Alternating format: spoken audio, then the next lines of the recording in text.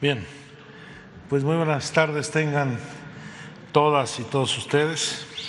Agradecemos la atención que han prestado a la realización de esta conferencia de prensa, donde vamos a dar cuenta de la reunión que acabamos de sostener, encabezada por el presidente de México, licenciado Andrés Manuel López Obrador, con los padres y madres de los 43 estudiantes desaparecidos de la Normal Ayotzinapa, en donde estuvieron presentes los 4 integrantes del grupo interdisciplinario de expertos internacionales, las organizaciones, los colectivos que los acompañan, Fundar, Serapaz, Tlachinolan, el Centro PRO, también la representación de las Naciones Unidas, en particular el titular que coordina las agencias del sistema y el representante de la oficina de la alta comisionada en materia de derechos humanos y distintas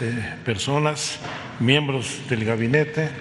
Por supuesto, junto al presidente estuvo acompañándolo el secretario de Gobernación, la secretaria de Seguridad y Protección Ciudadana, el secretario de Relaciones Exteriores, el secretario de la Defensa Nacional, el secretario de Marina. Hubo, por supuesto, la presencia del señor fiscal general de la República y del titular de la Unidad Especial, Omar Gómez Trejos, para la investigación y litigación del caso de Ayotzinapa.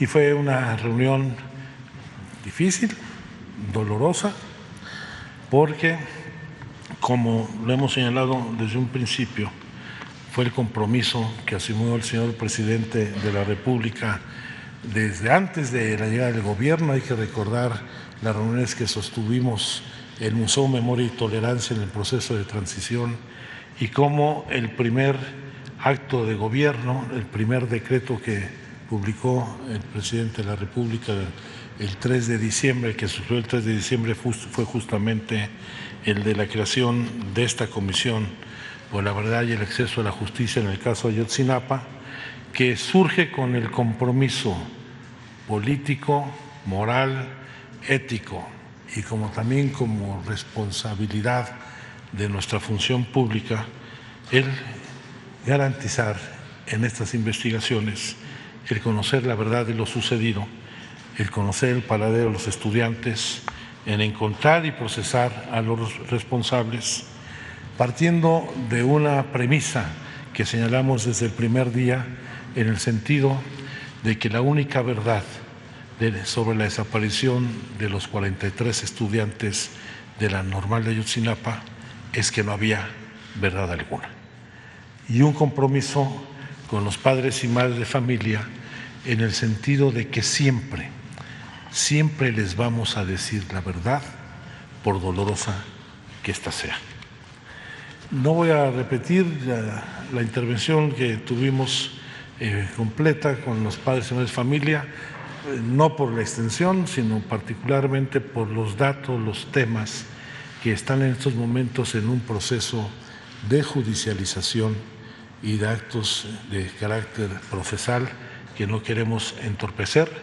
A ellos les dimos cuenta justamente de la situación en que se encuentra este proceso, pero sí quiero darles a conocer, en primer lugar, las acciones que hemos desarrollado de manera estrecha, esto quiero destacarlo, con la Unidad Especial para la Investigación y Litigación del caso Ayotzinapa de la Fiscalía General de la República y con el Grupo Independiente de Expertos Internacionales, el GIEI, con quienes hemos tenido una relación de confianza y de colaboración muy importante, con la que pretendemos garantizar el derecho a la verdad que tienen los padres de los muchachos de Ayotzinapa, sus familias, la sociedad mexicana, siempre garantizando absoluta transparencia y acceso a la información.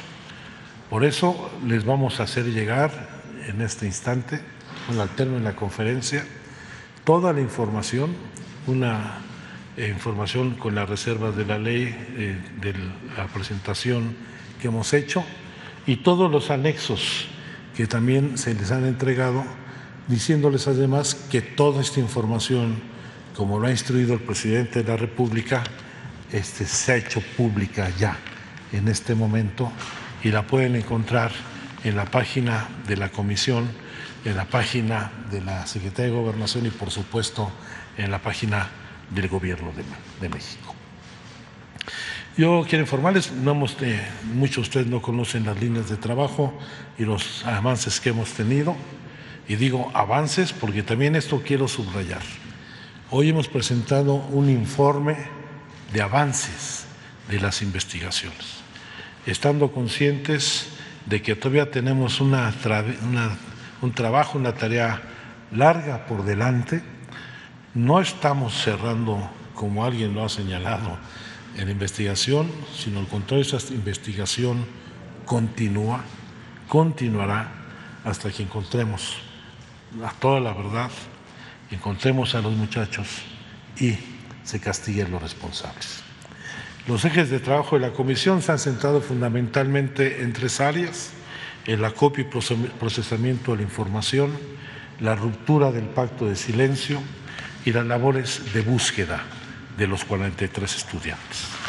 Hoy hemos dado cuenta que en materia de acopio y análisis de información, a la fecha hemos dispuesto de prácticamente las instituciones, todas las instituciones de la Administración Pública Federal y de otras organizaciones, como el caso del GIEI, la Comisión Nacional de Derechos Humanos, que nos ha permitido contar a la fecha con 41.168 documentos que están analizándose. La mayoría ya han sido analizados y sistematizados dentro de la investigación.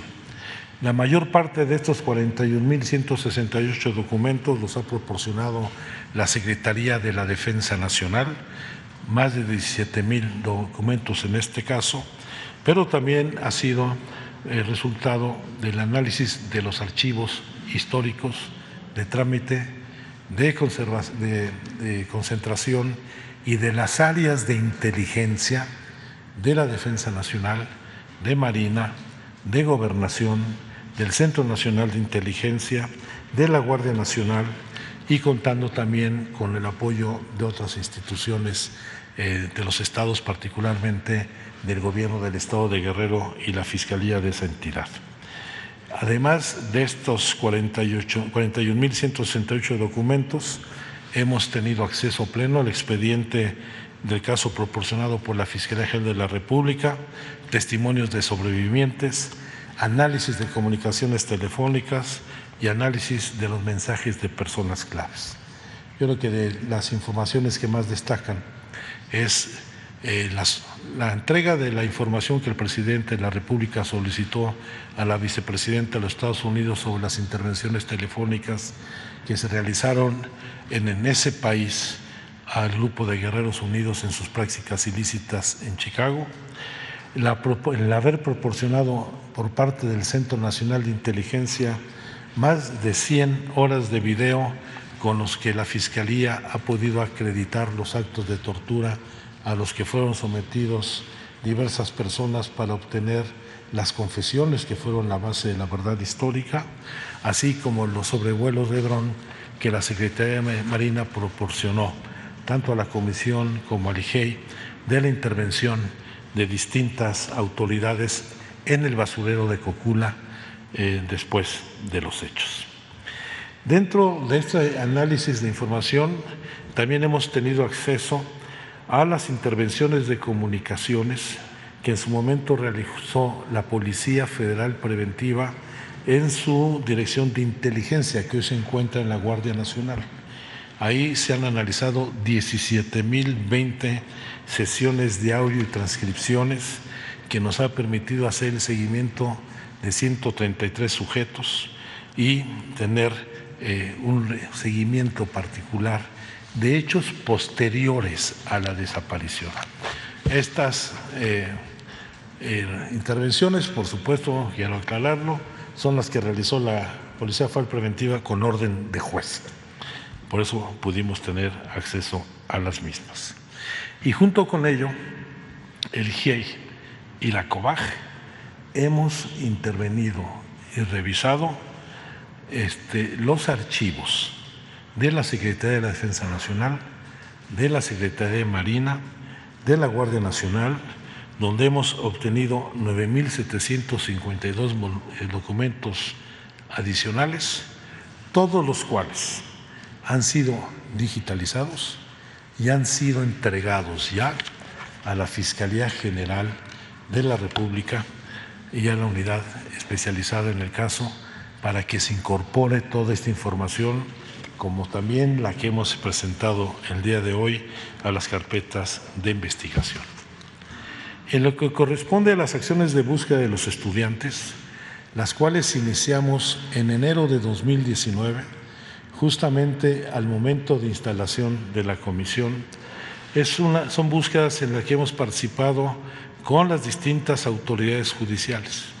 Por supuesto, la mayor parte de ellas con la Unidad Especial de la Fiscalía General de la República, pero también con la Fiscalía de Desaparición de Personas de la Fiscalía General, la Fiscalía General del Estado de Guerrero, en donde eventualmente hemos tenido acompañamiento de las organizaciones que han acompañado a los padres y madres de familia desde un inicio y del equipo argentino de antropología forense. En estas acciones hemos participado muchas instituciones del gobierno federal, la Secretaría de Seguridad y Protección Ciudadana, la Secretaría de Gobernación, la Secretaría de la Defensa Nacional, la Secretaría de Marina, la Secretaría de Salud, que presta una atención muy importante en materia victimal a los padres y madres de familia, la Comisión Federal de Electricidad, la Coordinación de Protección Civil, y en todas estas búsquedas pues se garantiza no solamente la seguridad, sino el trabajo pericial y profesional para hacer las labores de búsqueda en campo, desde el desmonte, el cribado, hasta la identificación de los sitios probables de búsqueda. El total de acciones de búsqueda que hemos realizado hasta la semana pasada, porque hoy hasta el día de hoy, son 101 acciones de búsqueda en 7 municipios del estado de Guerrero, que han representado 675 jornadas de trabajo.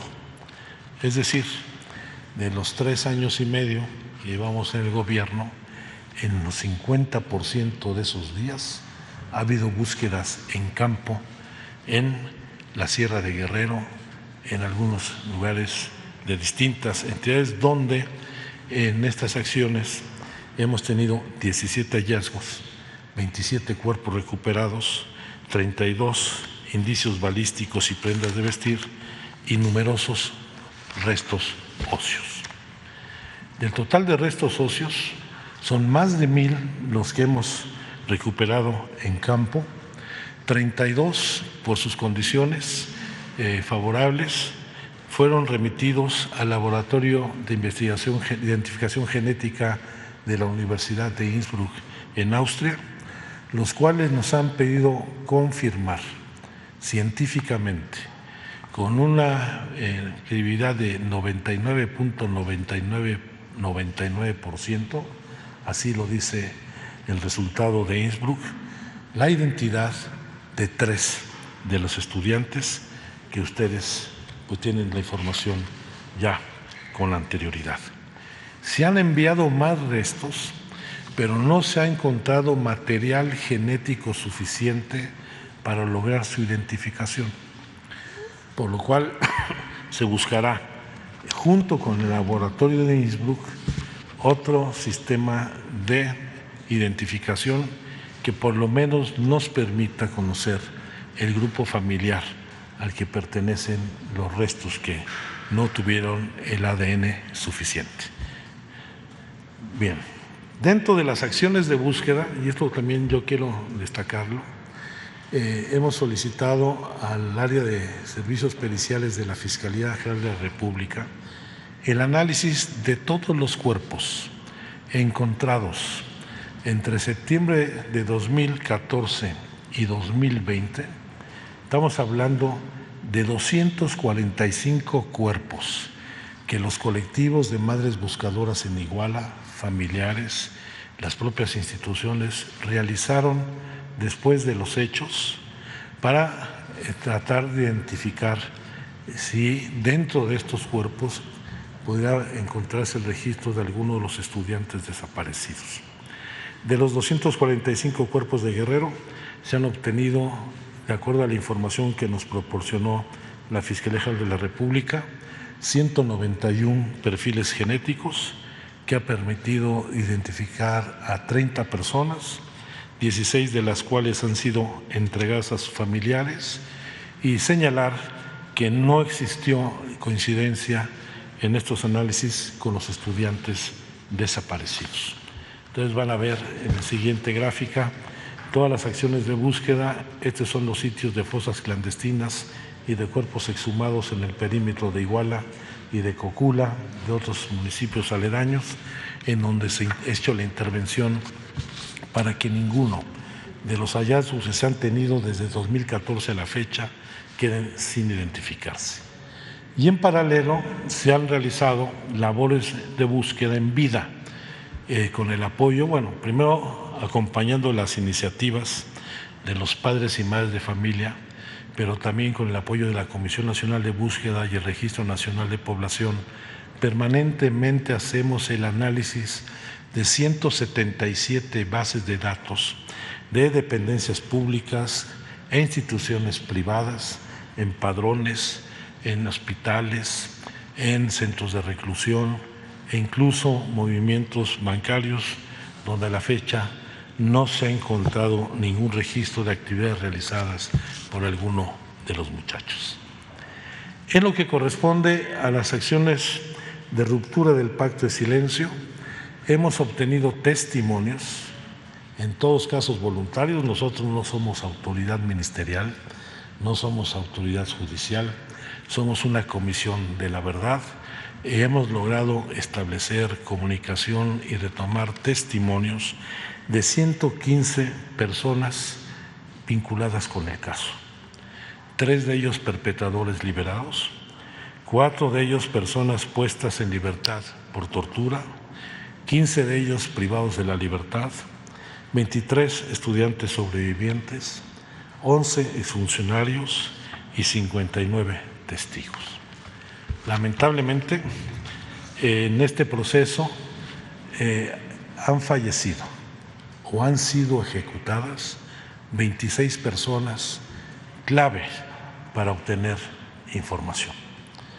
Estas personas fueron 14 integrantes de Guerreros Unidos, 3 familiares de Guerreros Unidos, 2 integrantes del grupo delictivo Gente Nueva, 7 testigos o involucrados que fueron activistas, funcionarios, policías, y dentro de ellos gente que venía proporcionando información significativa, como es el caso de Mario Casarrubias Salgado, quien encabezaba Guerreros Unidos y había iniciado un proceso de colaboración con esta comisión.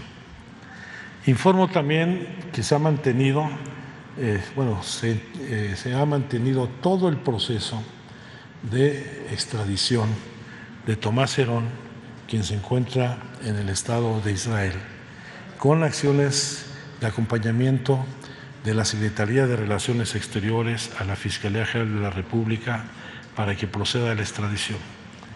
Independientemente de ello, y esto fue también la solicitud de los padres y madres de familia, establecimos contacto con los abogados de Tomás Herón de Lucio, que permitió llevar a cabo un encuentro en Tel Aviv los días 16 y 17 de febrero del presente año, donde se le ofreció un criterio de oportunidad que no aceptó. Sin embargo, hemos mantenido comunicación con sus abogados esperamos que pronto pueda avanzar un acuerdo de colaboración, no esperar al proceso de extradición y se allane a la legislación mexicana para encarar los delitos de que se le acusa y, en caso de colaboración eficaz, obtener algún beneficio de ley. Hemos informado someramente, ustedes lo van a ver en el documento que les vamos a entregar, los aspectos fundamentales del contexto en el que se da la desaparición de los estudiantes en Ayotzinapa. Evidentemente, tenemos en primer lugar un proceso de tensión y de disputa entre distintos cárteles delictivos en Guerrero. En Guerrero, en esos años e incluso la fecha, no hay un grupo delictivo dominante. Recurrentemente hay procesos de recomposición y particularmente en el caso de Iguala, que es un área estratégica para el trasiego de la droga, la disputa que se vivía en aquellos momentos se concentraba fundamentalmente entre Guerreros Unidos y Los Rojos, que es un factor muy importante porque justo en las disputas, en esos días, por el control de las plazas, se registraron enfrentamientos importantes entre ambos grupos e incluso, como lo ha acreditado los medios de comunicación y la propia Secretaría de Gobernación de entonces, el 10 de julio de 2014 hubo un decomiso de droga en la carretera Puebla, en donde la Procuraduría General de la República decomisó 107 kilos de heroína pura, de los cuales los agentes de la Procuraduría solamente entregaron 24 kilos y a la fecha este asunto no ha sido esclarecido. Parte del contexto tiene que ver también con el hecho de que de cara a las movilizaciones del 2 de octubre en la Ciudad de México, la asamblea de las distintas normales rurales del país, la Federación de Estudiantes Comunistas Socialistas, llegó al acuerdo de que la normal de Ayotzinapa fuera la sede para la concentración de los representantes de las distintas normales para acudir a la marcha del 2 de octubre de 2014 a la Ciudad de México. Dentro de los compromisos, además de garantizar el alojamiento y la alimentación de los estudiantes de las 16 normales rurales, trae el compromiso de tener los camiones suficientes para su traslado.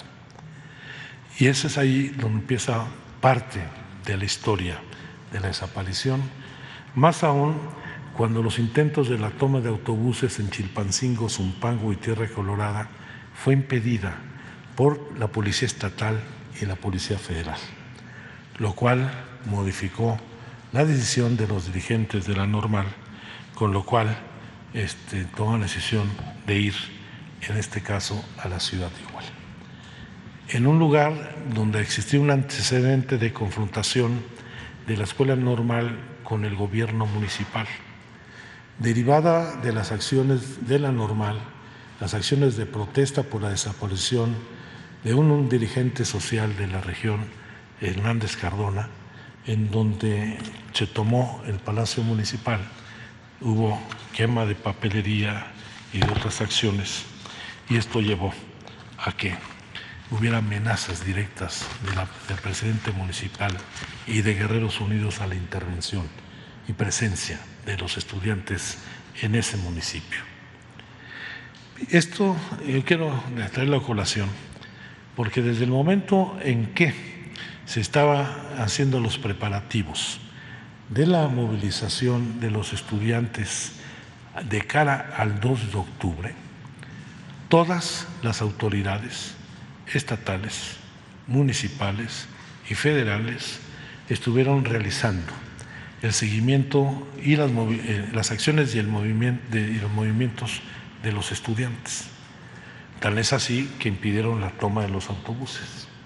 Pero además, la Secretaría de la Defensa Nacional tenía dentro de la normal al soldado Julio César López Patolzin, quien estaba realizando informes para la Secretaría de la Defensa Nacional dentro de la normal, era el responsable de informar de lo que acontecía en las asambleas de la normal y de las movilizaciones de los estudiantes, e incluso estaba informando de los actos preparatorios de la marcha del 2 de octubre. Este soldado López Patolzin, que estaba bajo el mando del teniente de infantería Marcos Macía Barbosa del 27 Batallón, su último reporte fue al filo de las 10 de la mañana de ese día y desapareció junto con los otros estudiantes sin que sus mandos hicieran ninguna acción para garantizar su integridad y su búsqueda, como lo establece el protocolo para militares desaparecidos, que de haberse aplicado hubiera permitido no solamente proteger la integridad y buscar al soldado López Patolzin, sino a todos los estudiantes. Por eso, todas las autoridades federales, estatales y municipales estuvieron informadas de la toma de camiones, del traslado de los estudiantes a Iguala, de su llegada a Rancho del Cura y a la caseta de Iguala, su llegada a la central de autobuses, de los hechos de persecución y de violencia de que fueron objeto, lo cual las omisiones en las que incurrió estas autoridades acreditan un nivel de responsabilidad, ya sea por acción, omisión o negligencia, porque de haber intervenido oportunamente con la información que disponían, se hubiera impedido la desaparición y el asesinato de los estudiantes. Les informamos a los padres de la reconstrucción de los hechos. Quiero decirles a ustedes que hicimos toda una reconstrucción de los hechos, retomando mucho del trabajo que ya se había realizado, particularmente por 6 instituciones: Defensa Nacional, el Centro Nacional de Inteligencia, la Fiscalía del Estado de Guerrero, la Comisión Nacional de Derechos Humanos, el GIEI, el Centro PRO, la propia verdad histórica, los testimonios, los análisis de comunicaciones y análisis de mensajes de personas claves. Los sitios y escenarios donde se dieron todos los hechos fueron evaluados y revisados de nueva cuenta, y junto con ello logramos reconstruir la red de llamadas telefónicas que se presentaron entre el 26 y el 28 de septiembre, después de analizar 87 millones de registros en expedientes que nos permitieron depurar una base de 84,000 registros para el periodo en que ocurrieron los hechos violentos, del 26 al 28, y ubicar 17,000 números diferentes que estuvieron participando en las operaciones de ese día. Con ello hemos ya demostrado, y esto es un dato que le hemos dado a los padres, toda la red de vínculos que se estableció entre el grupo delictivo y autoridades de distintos órdenes de gobierno. Y esto muestra con toda claridad cómo fueron operando en todo el proceso de persecución, captura y desaparición de los muchachos. Junto a ello, hemos tenido acceso a 467 capturas de pantalla que nos ha permitido reconstruir 37 conversaciones de 5 números telefónicos distintos entre 36 actores que participaron en los hechos y que se refieren a 35 personas adicionales. Estos mensajes fueron objeto de un análisis técnico y de contexto sobre sus contenidos, personajes y ubicaciones en tiempo, lugar y circunstancia, cotejándose con testimonios, documentos, llamadas telefónicas y declaraciones ministeriales y judiciales a fin de corroborar la información proporcionada. Es un esfuerzo técnico de información que llegó directamente a la comisión y que hoy hemos entregado formalmente a la Fiscalía General de la República, quien tiene, además de las facultades y competencias legales para hacerlo, las capacidades periciales e institucionales para valorar la veracidad de estos datos, porque son mensajes que nos abren nuevas líneas de investigación, que facilitan el rompimiento del pacto de silencio, permiten ratificar la corresponsabilidad de distintos actores que participaron en la desaparición, y estamos convencidos por el cruce de llamadas. De estas llamadas, en 98 casos, hemos logrado obtener los metadatos de la misma, coincidiendo con las fechas. Hemos cruzado los mensajes con la red de llamadas telefónicas en horario y número telefónico que validan gran parte de estos mensajes y que esperemos pronto esté judicializada plenamente la información. Por supuesto, esta información hoy no se las podemos entregar, toda vez de que ya son parte de la carpeta de investigación y corresponde a la Fiscalía valorar su importancia, su veracidad y la conclusión de datos que pueden ser contundentes. Finalmente, dos aspectos presentamos con los pares.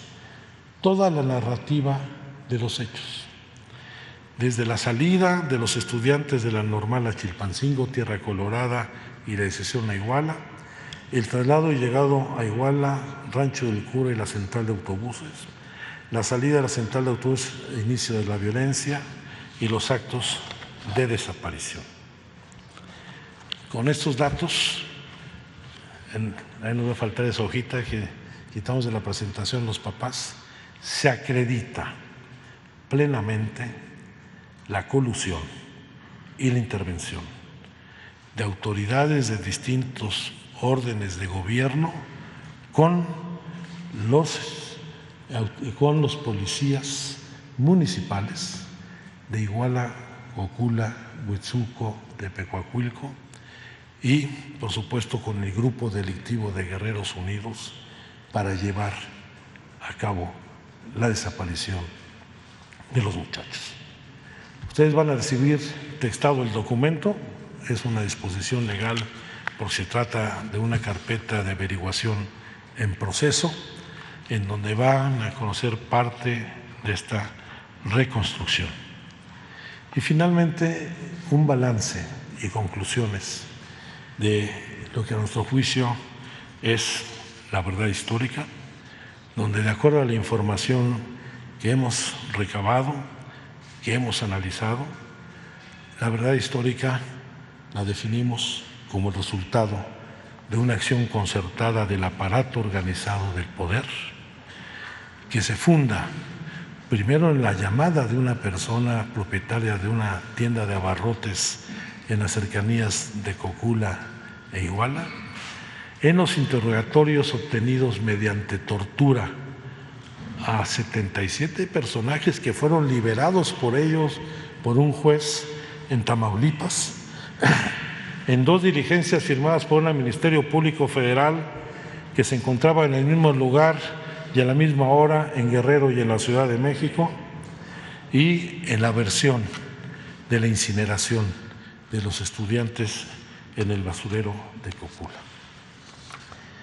Yo creo que lamentablemente esta versión no solo derivó en el entorpecimiento de los procesos de búsqueda, sino que generó vicios y deficiencias y se configuraron al menos 4 elementos de violaciones graves a los derechos humanos en materia de desaparición forzada, donde concurren privación de la libertad, homicidio, participación e involucramiento de agentes estatales o grupo de personas que actúan con el apoyo y consentimiento del Estado, y la negativa, ocultamiento y manipulación de información e investigaciones por parte de las autoridades que llevaron a cabo la construcción de esta falsa verdad, que lo que pretendiera legitimar socialmente hechos, alterándolos, y que privilegió una lógica jurídica ajena al enfoque de derechos humanos,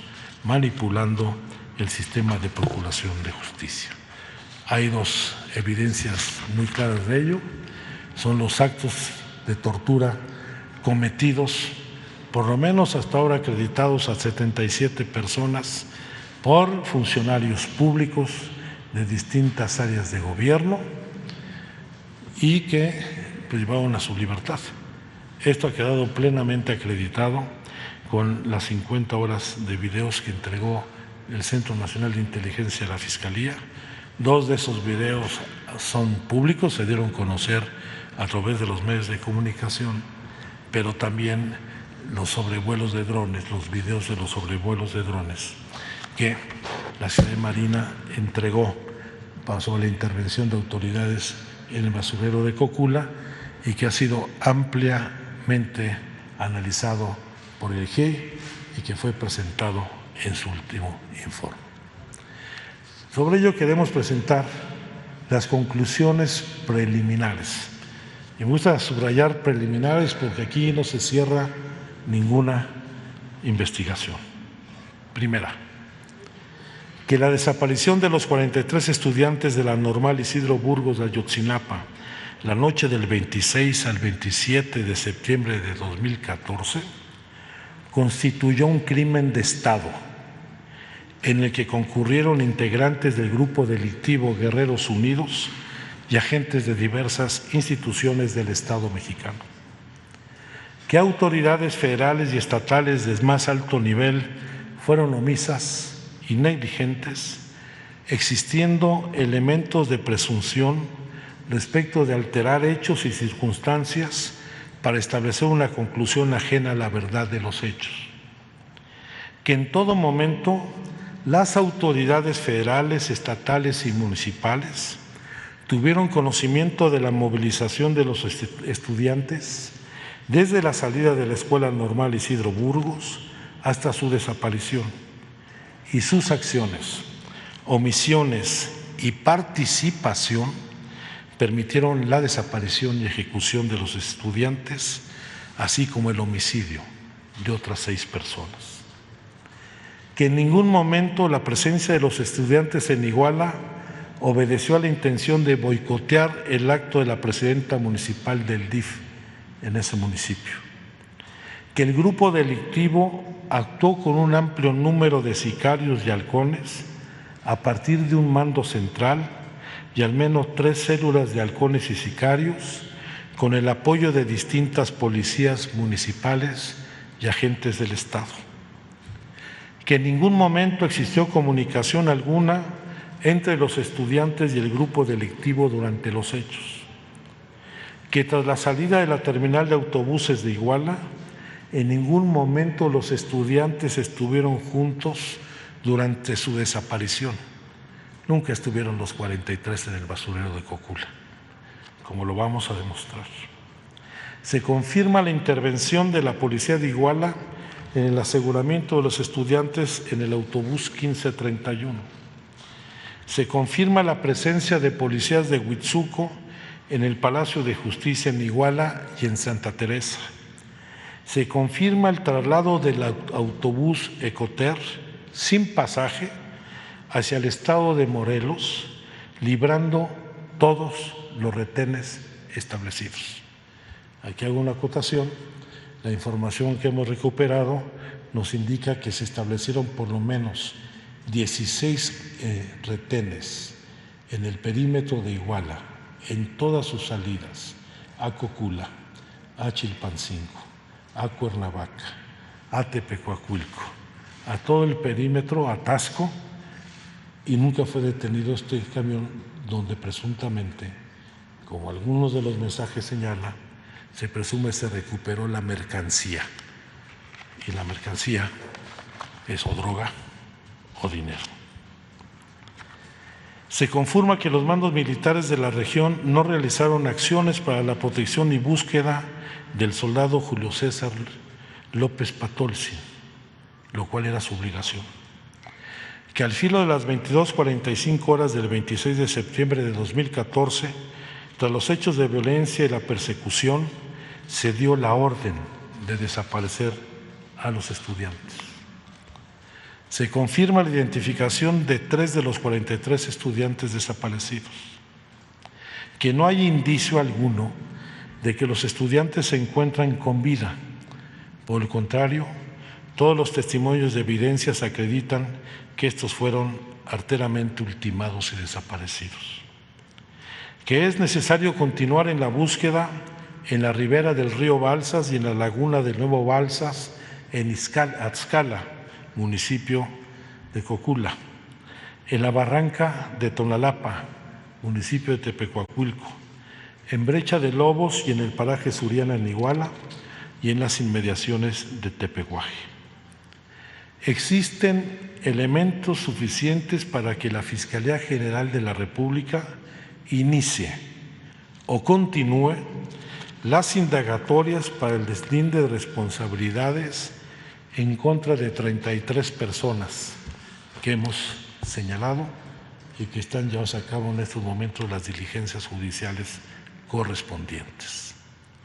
Concluyo diciéndoles que la creación de la verdad histórica fue una acción concertada del aparato organizado del poder desde el más alto nivel del gobierno, que ocultó la verdad de los hechos, alteró las escenas del crimen, ocultó los vínculos de autoridades con el grupo delictivo y la participación de agentes del Estado, fuerzas de seguridad y autoridades responsables de la Procuración de Justicia en la desaparición de los estudiantes. En resumen, se trató de un crimen de Estado. La investigación continúa, la búsqueda de los estudiantes continúa. Corresponde a la Unidad Especializada para la Investigación y Litigación del caso Ayotzinapa el análisis de la información aquí proporcionada y, en su caso, proceder a su judicialización. Por parte de la Comisión Presidencial por la Verdad y la Justicia en el caso de Ayotzinapa, continuará con sus labores de investigación, búsqueda y coadyuvancia con la Fiscalía Especial y con el GIEI. Y como hemos insistido y como es la instrucción del presidente de la República, no vamos a solapar ningún abuso, violación a los derechos humanos ni injusticia alguna.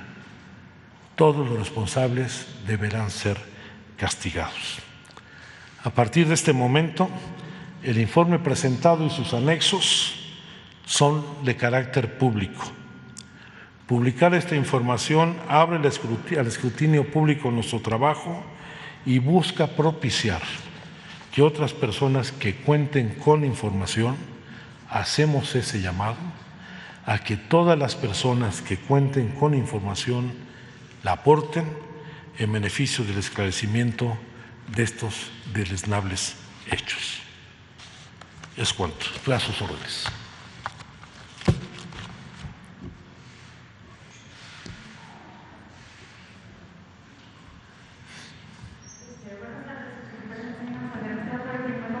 Me gustaría preguntarle, entre estas 33 personas a las que se solicita por parte de la FGR que lleve a cabo las investigaciones, saber cuántas de estas 33 personas, si se puede saber cuántas son autoridades municipales, federales, cuántos son elementos militares o de la Secretaría de Marina, gobernantes, tal vez el gobernador de Guerrero o incluso el mismo expresidente Enrique Peña Nieto, si está en la lista de estas 33 personas, y precisar nada más cuando habla de la hora en que se dio la orden de que se desapareciera, de la desaparición de los 43 estudiantes, si se tiene determinado de dónde partió esta orden, de qué nivel de gobierno, de qué nivel de autoridad y pues saber en qué consiste la prueba pericial con la que se determina que esa hora se giró esta instrucción y desde qué autoridad. Serían mis preguntas. La información justamente de quienes dieron esa orden es parte de la investigación judicial. Esto desde ya hace varios meses que tenemos acabado todo el análisis y registro de las redes telefónicas y los intercambios, forma parte de la investigación. De las órdenes que está procesando la Fiscalía, yo preferiría que es la Fiscalía quien tiene que dar la información, pero sí hay personajes de todos los sectores que mencionaste. Peña Nieto no.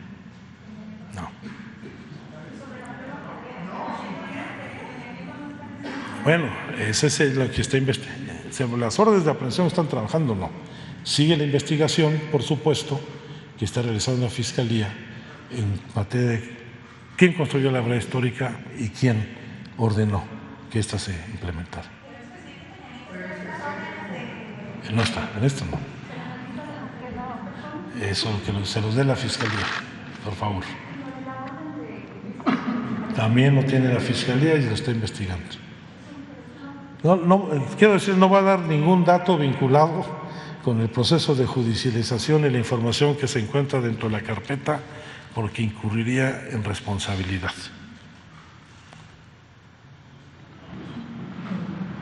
Subsecretario, buenas tardes. Emil Olivares de La Jornada.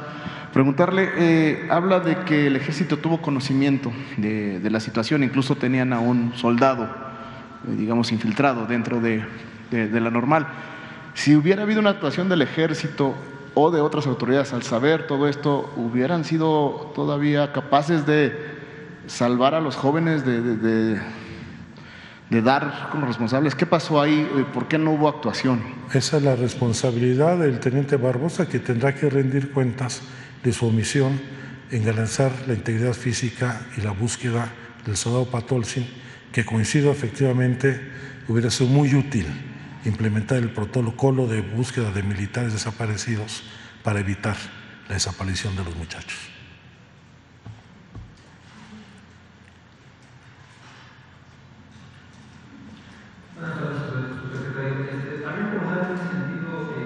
Siguiendo la cadena de mando, si ya con este tema de que se identifica a este militar en activo en labores de inteligencia y demás, ¿llegaría solamente hasta el teniente Barbosa la responsabilidad o escalaría en todo caso al general Cienfuegos o algún otro mando? Digo, sin revelar. Está revisando la cadena de mando en todos los espacios en el ámbito de la zona, la región, el Estado. Está revisando la Fiscalía. Pero entonces digamos que en este caso ya a estas alturas de la investigación que llevan ya hay una plena identificación de que hubo participación del Ejército en el caso, ¿no? En la desaparición y demás. Sí. Sí. También preguntarle sobre este tema que hablaba de cómo se ha recopilado la información. ¿Ya se cuenta con la totalidad de toda la información, todas las escuchas que hicieron en Estados Unidos respecto a los hechos en el día en que ocurrieron los hechos y posteriores? O sea, ya hay… Hay un acercamiento en particular de la Unidad Especial para la Litigación del caso de Ayotzinapa y la Fiscalía con el Departamento de Justicia de los Estados Unidos. Han venido trabajando de manera conjunta y le han brindado más información a la Fiscalía. Pero digamos que ahí no sabría decirnos si ya se completó la entrega de esa información que tenía. Se está llevando a cabo y va por muy buen camino. Muchas gracias. Y por último, nada más preguntarle, digamos que fuentes de información se descarta incluso los hallazgos y recomendaciones que hizo la entonces NDH. En este caso ya se descartó totalmente, si nos podría decir si sí se descartó y por qué razones es que ya no se consideró. Quien la ha descartado es la propia Comisión Nacional de Derechos Humanos actualmente. Sin embargo, creo que queda un asunto pendiente que tiene que resolver la Fiscalía General de la República, que es el análisis de las petrosas, que es de los asuntos que están pendientes de esa recomendación, en donde hay una discusión entre los peritos respecto a si tienen el contenido de ADN suficiente para una identificación. En lo personal creo que debe complementarse esa parte de la recomendación de la Comisión Nacional. Siempre le toca, no nos toca a nosotros no somos autoridad ministerial ni judicial. Eso está en el terreno de la Fiscalía. ¿Sí? Hablaba usted de la reconstrucción de llamadas que se entregaron incluso a la Fiscalía, y entiendo que por ser parte de la investigación no puede hablar o adentrarse mucho en ella, pero le daba usted un énfasis a estas llamadas y yo quería preguntarle si esta reconstrucción de las llamadas daría un giro a la investigación o podría dar con el paradero de muchos de los jóvenes. En el caso del paradero no, hay que recordar que fueron despojados de sus teléfonos celulares, incluso algunos teléfonos que les fueron despojados a los muchachos fueron utilizados posteriormente con otro chip, tienen el mismo registro del MEI, eso nos ha permitido ver que otros vínculos se desprenden de la gente que participó. ¿Y tendría la facultad la comisión de presentar denuncias o hacer la petición de la apertura de carpetas específicamente contra algunos funcionarios, por ejemplo? La información que proporcionamos a la Fiscalía como coadyuvantes hace que toda sea atendida y desahogada por la Fiscalía.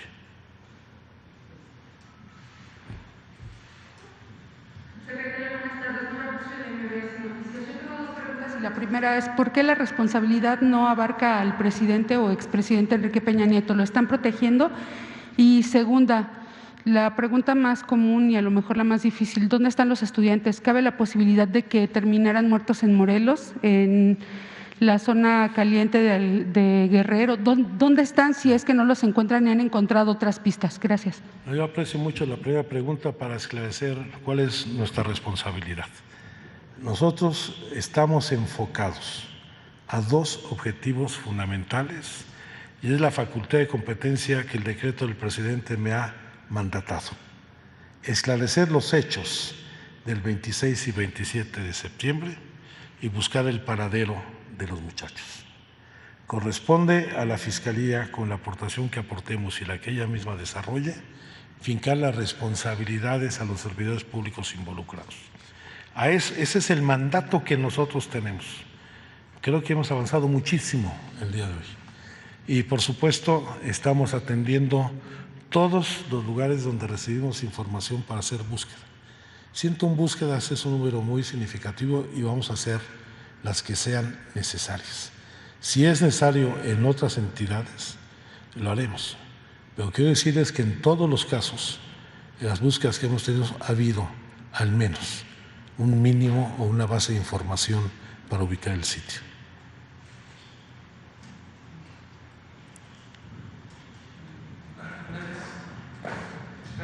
Jorge Butrón, el periódico La Razón. ¿Cuál fue, al principio de la conferencia mencionó que fue una reunión dolorosa con los padres y en las conclusiones menciona que hay muchos indicios de que los jóvenes pues no estén vivos? ¿Cuál fue la reacción de los padres al decirles esto? Y por otra parte, ¿qué sigue después de estas investigaciones? ¿Seguirá el GIEI o ya toma completo control la Fiscalía y el GIEI ya se va a ir? ¿Qué vamos a ver al respecto? Gracias. Nosotros queremos que el GIEI continúe con su trabajo de coadyuvancia. Ha sido muy importante su labor y esperemos que se refrende su participación en todo el proceso de trabajo con la Fiscalía. Y la relación con los padres es del mayor respeto. Fue una reunión pues con mucha carga de dolor y de verdad, y respetamos mucho a los padres de familia por la situación que enfrentan. ¿Hubo alguna postura de los padres? El acuerdo que tenemos, que fue parte del informe, es que se les entrega el informe, se les dio el detalle, se llevaron el informe para revisarlo, lo van a discutir y tendremos una reunión próxima con el presidente de la República para conocer sus opiniones. El presidente básicamente dos mensajes dentro de su intervención. Por supuesto, el compromiso, la solidaridad, la sensibilidad con lo que están viviendo, por ratificar, por convicción, no solamente por obligación legal, nuestro compromiso con la verdad y la justicia para esclarecer estos hechos.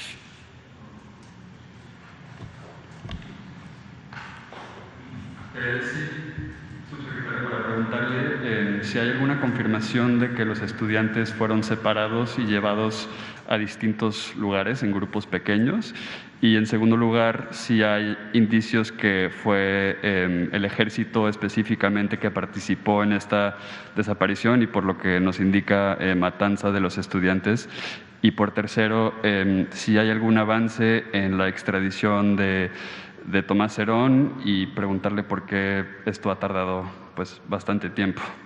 Gracias. Yo también quisiera saber por qué ha tardado tanto tiempo, pero por supuesto que este es un asunto que encabeza la Fiscalía General de la República con el apoyo de la Cancillería de México, la Embajada de México en Israel, y están trabajando.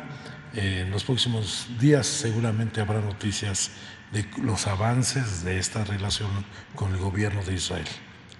Sobre si estuvieron juntos o no, ya lo dije desde un principio, en ningún momento estuvieron los estudiantes juntos desde el momento en que se separan a la salida de la terminal de autobuses de Iguala. Y estamos hablando de que operaron células, por lo menos 3 células, 6 grupos, 3 células y un mando central en la tarea de la desaparición, en donde pues se fueron trasladados a distintos puntos, tanto que estaban en el Palacio de Justicia como estaban en la zona de periférico, y evidentemente pues no estuvieron juntos, lo que estamos confirmando. Sí. También con respecto a las reuniones que tuvieron en febrero con Tomás Herón, si tiene conocimiento qué fue exactamente lo que se le ofreció en este criterio de oportunidad, qué fue a lo que se negó el señor Tomás Herón. No, se negó a aceptarlo. ¿Y cuál es el ofrecimiento? Que diera información sobre la ley establece muy claramente cuáles son los requisitos para poder otorgar un criterio de oportunidad, que son beneficios por colaboración, por información fidedigna y corroborada con la autoridad judicial. Pues, yo espero que lo esté analizando todavía. Comenta usted como una conclusión que no hay indicios de que estén vivos ninguno de los 43 estudiantes. Eso era parte de lo que planteaba la verdad histórica, que los 43 habían sido asesinados. Yo no tomo en cuenta la verdad histórica. Permítame, lo que le quiero preguntar, ¿en qué medida entonces, pero una parte central esa, que habían sido asesinados, que habían sido incinerados? Bueno, lo que quiero preguntarle es, en ese punto central, son parecidos a lo que había concluido. No es ningún parecido. Que me dijera. No hay ningún parecido. La verdad histórica dice que incineraron a los 43 estudiantes en el basural de Cocula.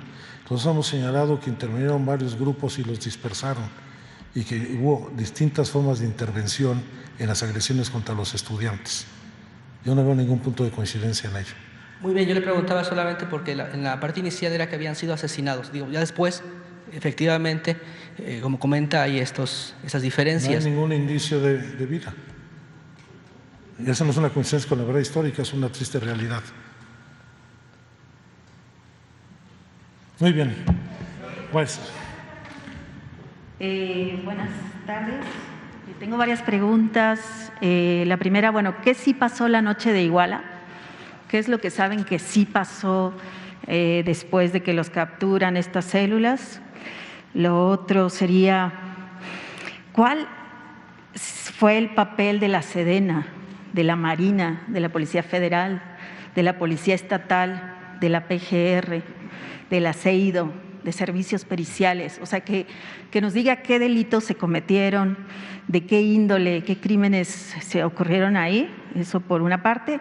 Y la otra es si el GIEI ya avaló este informe, si le van a permitir o si va a presentar algo, por qué no están aquí hablando. Es un informe de la comisión. Al GIEI se le ha hecho llegar toda la información, nos darán, por supuesto, su opinión y sus comentarios. Creo que es bueno, y así como nosotros conocimos el informe del GIEI, trabajamos en ese mismo sentido. ¿Qué pasó? La desaparición forzada de los muchachos esa noche por agentes del Estado y grupos delictivos. Como institución participó Sedena, Marina, la Policía Federal. No hemos acreditado una acción de carácter institucional, pero sí responsabilidades claras de elementos de esas instituciones. Y bueno, viendo que este es todo un entramado criminal, usted dice un crimen de Estado, como se decía desde las primeras marchas, y que no es la primera vez. O sea, lo sabemos que esto pasó en la masacre de los 72, que se repitió en Tlatlaya, que se repitió en muchos otros casos. Con esos casos, ¿qué se va a hacer? ¿Se van a revisar? O sea, estamos ahorita nomás hablando de Ayotzinapa, eso por una parte, y la otra, viendo la participación también de la Sedena, ¿qué piensa de esto que quiere hacer el presidente de pasar la Guardia Nacional a la Sedena? Esa ya te la contesté el otro día, pero quisiera... y no te la vuelvo a repetir hoy, estamos hablando de Ayotzinapa. Sí. Pero la militarización, o sea, bueno, ¿qué piensa de eso? Nosotros tenemos dos responsabilidades hoy para esclarecer crímenes de Estado. Es la primera vez que estamos avanzando en el esclarecimiento de crímenes de Estado, asumiendo la responsabilidad del Estado mismo. El crimen de Ayotzinapa y los crímenes cometidos durante la llamada Guerra Sucia. Esperemos, déjenos terminar estas y ya veremos otras más que seguramente se van a cabo adelante. Subsecretario, otro tema creo que no abordó aquí es el asunto del Poder Judicial y me gustaría preguntarle, ¿no? Porque se han liberado a algunas personas, entonces no sé si eso han avanzado y si se va a unificar en un solo juzgado, ya lo consiguieron y bueno, si estos jueces pues si han recibido presiones para liberar personas o qué han detectado pues de ahí y cómo lo van a resolver para el acceso a la justicia. Yo creo que hay un problema de origen desde el momento en que el Poder Judicial radicó en 7 juzgados de 7 entidades diferentes 38 procesos penales. Y evidentemente esto no solamente no permite tener una jurisdicción única para atenderlo, sino lleva a burocracia, a trámites administrativos, a criterios diferenciados entre los jueces.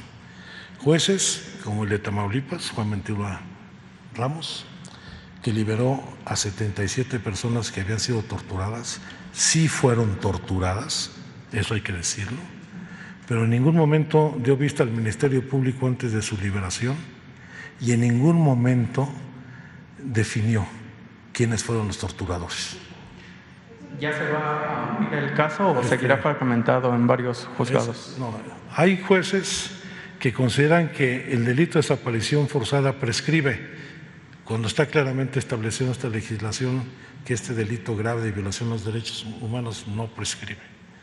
Hay jueces que nos han soltado a personas que se habían evadido, que fue, por ejemplo, el caso de uno de ellos deportado de los Estados Unidos, que fue vuelto a detener en Ciudad Juárez, que se presentó ante el juez de Iguala y lo soltó por 10,000 pesos.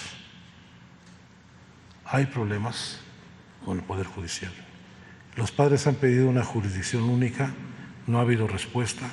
Creo que eso ayudaría mucho a no solamente agilizar toda la parte de judicialización, sino también a transparentar la acción del Poder Judicial. Oiga, y si me permite también, dice Tomás Herón ya rechazó este criterio de oportunidad, pero se sigue el diálogo con sus abogados. ¿Qué otro beneficio se le podría ofrecer? Si escuché bien, dice que todavía se han planteado esto, ¿no? ¿Qué otro beneficio si ya no aceptó el criterio de oportunidad? Hay y mayores pues beneficios si esto... que los que establece la ley. Ahí no es un asunto de negociación. ¿Y esto no postergaría la impunidad del caso de no sancionar a Tomás Herón? Si se Herón? dan información para esclarecer el caso, pues se acabará con la impunidad. Ese es el objetivo de los criterios de oportunidad de la legislación. Bueno, quiero pedirles, vamos a entregarles el DVD, una más. No, sí, el USB, perdón. Sí. Aquí pueden bajar, esta es Sí, la página donde está toda la información. Les vamos a entregar el USB. Que viene todos los documentos. Sí, señor. Nada, para preguntarle, usted habló, varias cosas. Uno, sobre la Marina, el papel de la Marina. Bueno, vimos los videos, ¿qué ocurre con eso? Se ha hablado de que fue la Unidad de Operaciones Especiales la que operó en ese momento. ¿Qué hay sobre eso? Otra, usted también habló de que le hicieron llegar a la comisión vínculos de llamadas. ¿Puede contarnos la historia de cómo fue que le llegó a la comisión? No te la puedo contar por protección al testigo que está colaborando. Pero la historia, no le estoy pidiendo que me dé los vínculos. Esa no te la va a contar. La otra sí. A ver. Todos los videos que encontramos en una investigación que hicimos el GIEI y la COBAG en los archivos de la Secretaría de Marina nos permitió acreditar la existencia de estos vuelos de dron. El GIEI ha sido muy claro en su último informe de la relevancia de estos hechos, donde se acredita efectivamente la presencia de la Unidad de Operaciones Especiales del Área de Inteligencia de la Secretaría de Marina. Estos videos y estas diligencias ya están en la carpeta de investigación. Oiga, y sobre la responsabilidad de la Sedena, hablaba usted de, por ejemplo, de este teniente, ya está siendo procesado. Esperemos que así sea, tanto por la justicia civil como también por la justicia militar, porque no cumplió con sus protocolos. ¿Y ya terminó de entregar la Sedena la información que requería? ¿No? Estamos esperando que se nos haga llegar más información que hemos solicitado. Ok, gracias. Pues muchas gracias, que tengan un buen día, con permiso.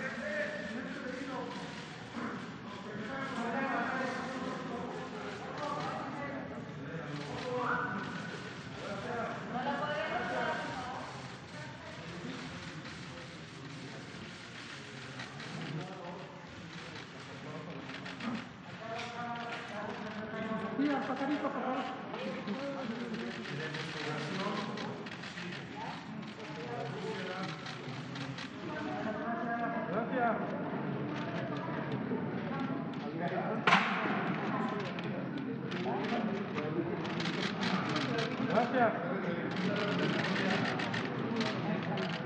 Ay, camarosa